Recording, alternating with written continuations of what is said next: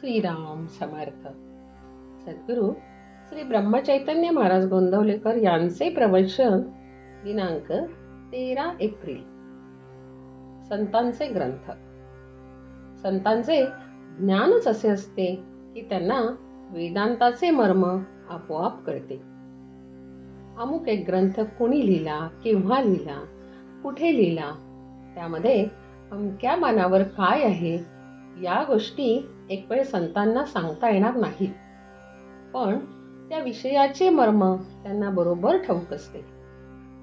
आपण पोथीतले नुसते शब्द तेवढे वाचतो, त्यांचा अर्थ संतांच्या कृपे वाचून कळणे कठीण आहे.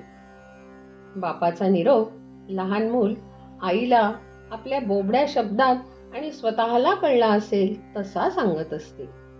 तितपतच पोथीतल्या शब्दांचा अर्थ आज आपल्याला सांगता येईल.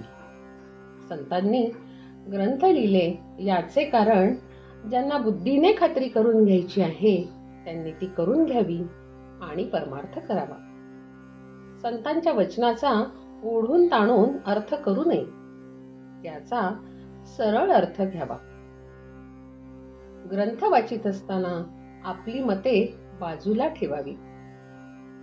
एका अक्षरावर दुसरे अक्षर लिहिले तर पहिले दिसत नाही आणि समजत नाही, म्हणून शुद्ध मनाने ग्रंथ वाचावा.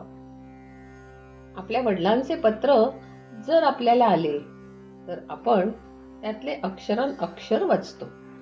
तसे ज्ञानेश्वरी, दासबोध हे ग्रंथ अगदी मनापासून वाचावे. पुष्कळ लोक जे पोथी ऐकायला जातात ते लोकांनी बरे म्हणावे यासाठी, किंवा करमत नाही यासाठी, किंवा इतर उद्योग नाही म्हणून जातात. असे करणे योग्य नाही. खरे म्हणजे संतांचे ग्रंथ वाचून स्वतःला काय करायला पाहिजे ते शोधून काढून तेवढे करणारे लोक थोडेच असतात. ते ग्रंथ वाचून त्यांचा अर्थ नीट समजणारे लोक त्यापेक्षा जास्त असतात. मोठ्या संतांचा ग्रंथ आहे म्हणून नुसता वाचणारे लोक त्याहून जास्त असतात, आणि त्याहीपेक्षा ते ग्रंथ मुळीच न वाचणारे लोक फारच जास्त असतात. जगाच्या प्रवाहाच्या उलट जायला संतांजवळ शिकायचे असते. संतांना व्यवहारापुरतीच देहाची स्मृती असते. ते देहाला सावलीप्रमाणे मानतात. सावलीला दुःख झाले म्हणणे केव्हाही अयोग्यच. म्हणूनच संतांच्या मनावर सुखदुःखाचा परिणाम होत नाही. संतांकडे लोक कितीतरी कष्ट करतात आणि ते लोक यांच्या नात्या गोत्याचेही नसतात. संत त्यांना काही देत नसताना ते इतके कष्ट करतात, याचे कारण संतांचा त्यांच्याविषयी असणारा खरा आपलेपणा होय.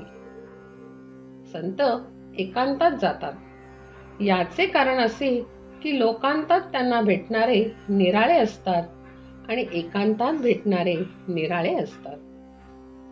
लोकांतात संतांची शांती बिघडते असे मुळीच नाही, पण एकांतात भेटणाऱ्यांना लोकांतात भेटता येत नाही म्हणून ते एकांतात जातात.